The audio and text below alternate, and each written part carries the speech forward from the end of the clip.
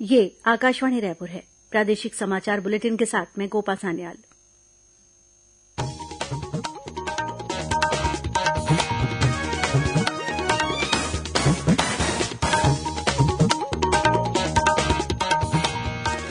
और पेश आज के मुख्य समाचार। देश में 20,29,000 से अधिक लाभार्थियों को कोविड टीके लगाए गए। मुख्यमंत्री ने कोंडागांव में किया शिल्प नगरी का लोकार्पण। बालिका दिवस के उपलक्ष्य में सखी सेंटरों में किया गया पौधारोपण। और प्रदेश में अगले 2 दिनों में मौसम में बदलाव आने के कारण कुछ स्थानों पर हल्की बारिश होने की संभावना।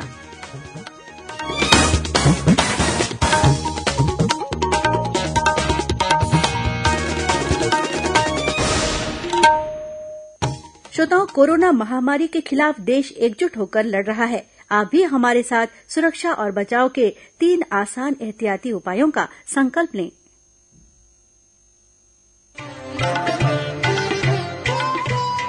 कोविड-19 से बचाव और सुरक्षित रहने के 3 उपाय। मास्क लगाएं, 2 गज दूरी है जरूरी, सुरक्षित दूरी रखें, हाथ और मुंह साफ रखें।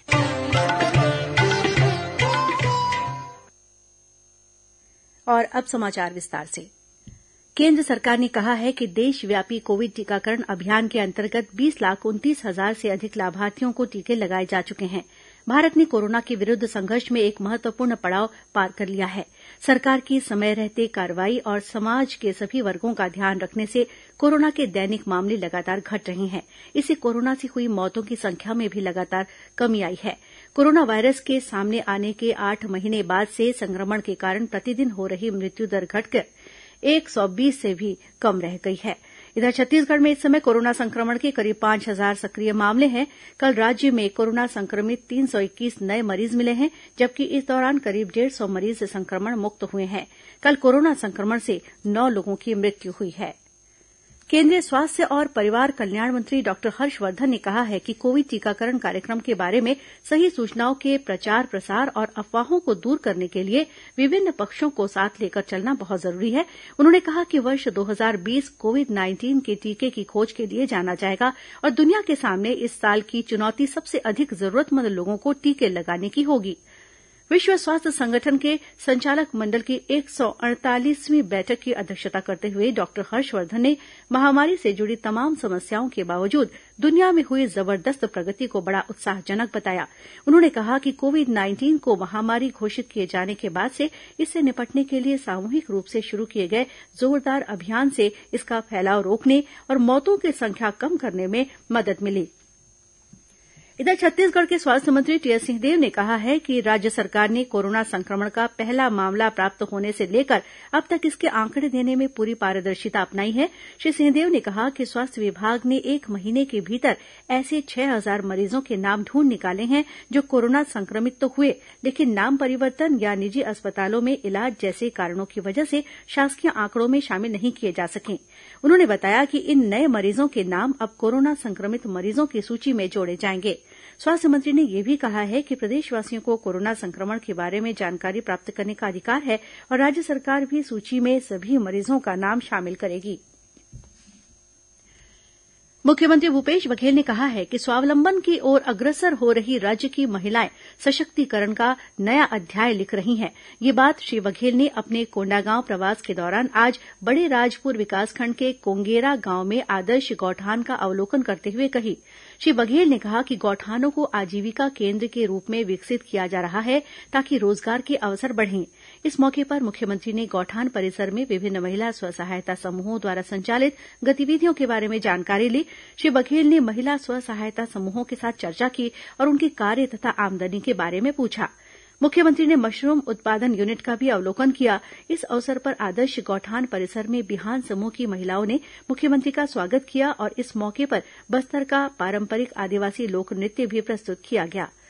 वहीं मुख्यमंत्री ने आज कांकेर जिले के श्री गुहान गांव के गौठान परिसर में बच्चों के मनोरंजन के लिए बनाए गए बाल वाटिका मोर घर बुंदिया का लोकार्पण किया।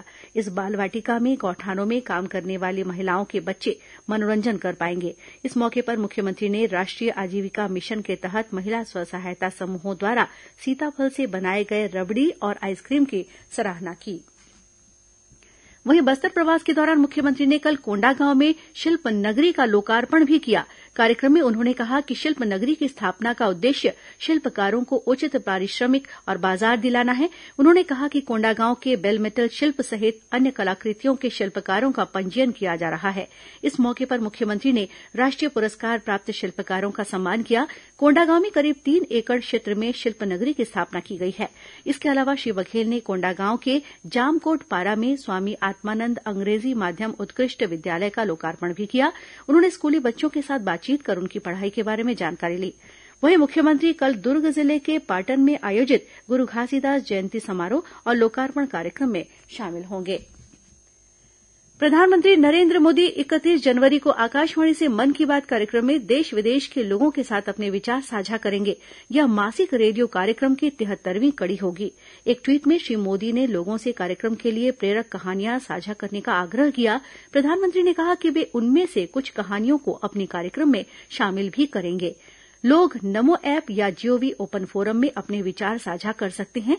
वे टोल फ्री नंबर 1800-11-7800 पर भी डायल कर सकते हैं और प्रधानमंत्री के लिए अपना संदेश हिंदी या अंग्रेजी में रिकॉर्ड कर सकते हैं। वे 1922 पर मिस्ड कॉल भी दे सकते हैं और कल 28 जनवरी तक सीधे प्रधानमंत्री को अपने सुझाव देने के लिए एसएमएस में प्राप्त लिंक का उपयोग कर सकते हैं। सरकार ने कहा है कि मौजूदा खरीफ विपणन सत्र में 84 लाख से अधिक किसानों को फायदा हुआ। इस दौरान न्यूनतम समर्थन मूल्य पर 1,10,000 करोड़ रुपए से अधिक की खरीद हुई। कृषि मंत्रालय ने बताया कि सरकार अपनी मौजूदा योजनाओं के अनुसार किसानों से न्यूनतम समर्थन मूल्य पर फसलों की खरीद जारी रखे हुए है। छत्तीसगढ़ सहित 20 राज्यों से करीब 587 लाख टन धान की खरीद हुई है। केंद्र सरकार ने अपनी मुख्य एजेंसियों के जरिए 3 लाख टन मूंग, उड़द, मूंगफली और सोयाबीन की खरीद भी की है, जिससे करीब 1,62,000 किसानों को फायदा हुआ। प्रादेशिक समाचार आप आकाशवाणी रायपुर से सुन रहे हैं।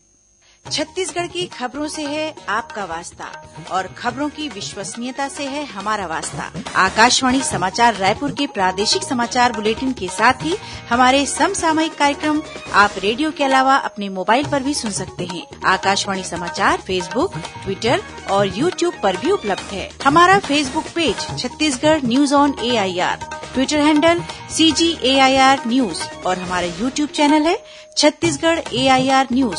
तो अब रेडियो के साथ ही आपके मोबाइल के जरिए भी हम पहुंच रहे हैं आप तक। छत्तीसगढ़ की हर खबर के लिए सुनते रहिए आकाशवाणी समाचार।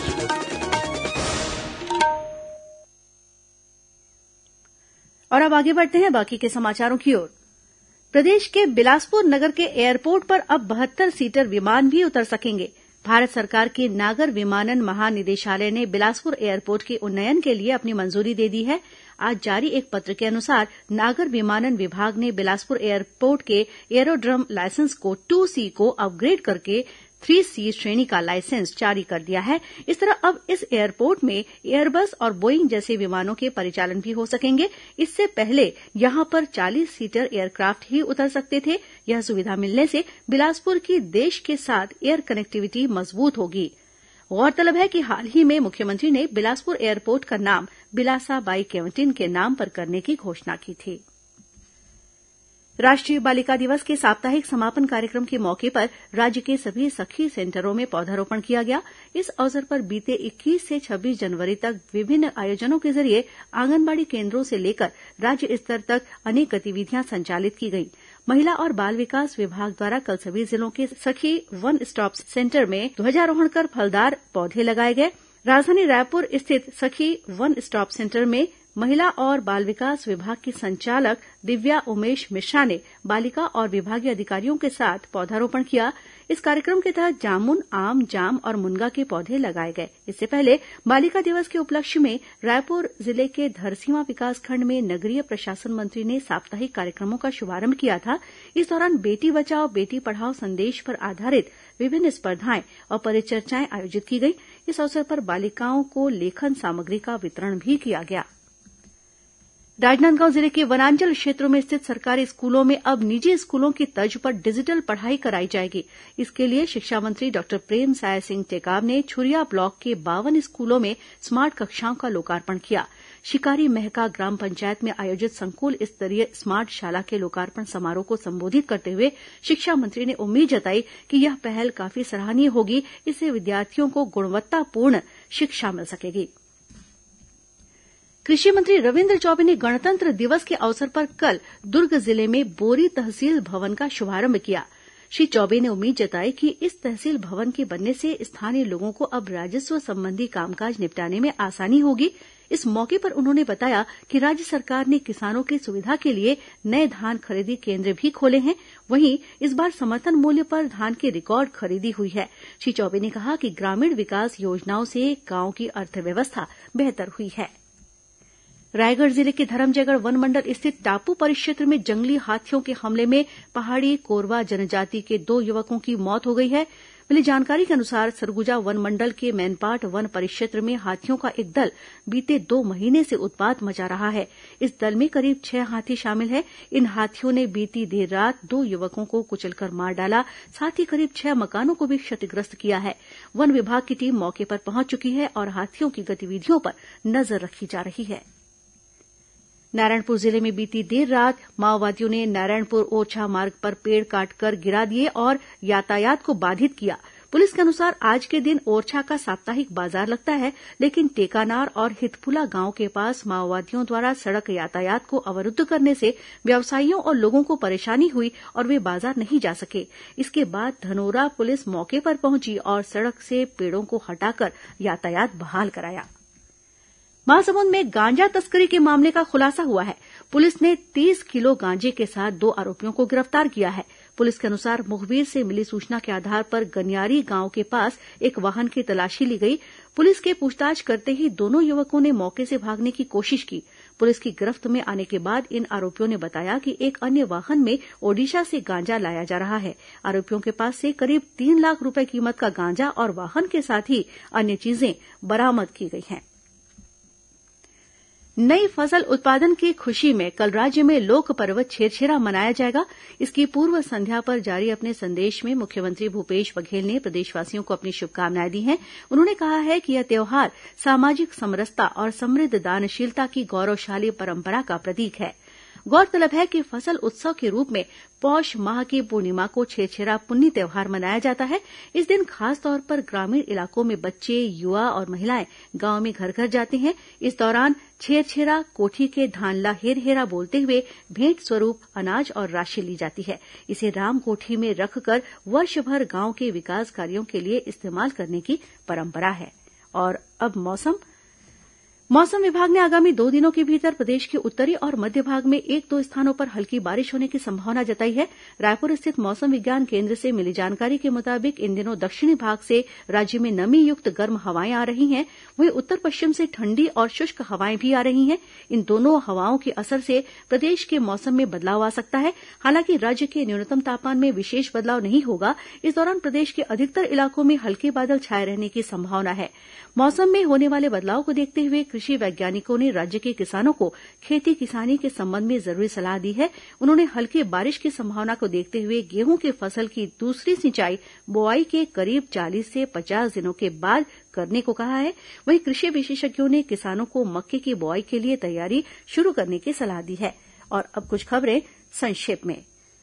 राम जन्मभूमि मंदिर निर्माण अभियान के तहत गणतंत्र दिवस के मौके पर कल राजनांदगांव शहर के 51 वार्डों में राम भगवान की महाआरती का कार्यक्रम संपन्न हुआ। इस कार्यक्रम में सांसद संतोष पांडेय और पूर्व सांसद अभिषेक सिंह उपस्थित थे। भिलाई के 3 व्यवसायियों के साथ पश्चिम बंगाल में होटल व्यवसाय शुरू करने के नाम पर 1 करोड़ रुपए से अधिक की ठगी करने का मामला सामने आया है। जामुल पुलिस ने 3 लोगों के खिलाफ मामला दर्ज किया है। बीजापुर जिले के जांगला थाना क्षेत्र में अज्ञात हमलावरों ने एक बर्खास्त सहायक आरक्षक की धारदार हथियार से हत्या कर दी है। राजनांदगांव शहर में बंद पड़े गोबर खरीदी केन्द्रों को शुरू करने की मांग को लेकर भाजपा कार्यकर्ताओं ने नगर निगम कार्यालय के बाहर प्रदर्शन किया। राष्ट्रीय सड़क सुरक्षा माह के तहत गृह मंत्री ताम्रध्वज साहू ने महासमुंद में यातायात जागरूकता के लिए अंजोर रथ को हरी झंडी दिखाकर रवाना किया। इस मौके पर उन्होंने नवनिर्मित ट्रैफिक लेन का भी लोकार्पण किया। बिलासपुर की सरकंडा पुलिस ने एक वाहन चोर गिरोह के 5 सदस्यों को गिरफ्तार किया है। इनके पास से चोरी की 6 मोटरसाइकिल और 3 मोबाइल बरामद किए गए हैं। और दुर्ग जिले के भरदा गांव के पास अनियंत्रित होकर एक वाहन पलट गया। इस वाहन के नीचे दब जाने से एक बुजुर्ग महिला की मौत हो गई। पुलगांव पुलिस ने वाहन चालक के खिलाफ मामला दर्ज कर लिया है। और अब अंत में मुख्य समाचार एक बार फिर। देश में 20,29,000 से अधिक लाभार्थियों को कोविड टीके लगाए गए। मुख्यमंत्री ने कोंडागांव में किया शिल्प नगरी का लोकार्पण। बालिका दिवस के उपलक्ष्य में सखी सेंटरों में किया गया पौधारोपण। और प्रदेश में अगले 2 दिनों में मौसम में बदलाव आने के कारण कुछ स्थानों पर हल्की बारिश होने की संभावना। और इसी के साथ प्रादेशिक समाचार बुलेटिन यही समाप्त हुआ। नमस्कार।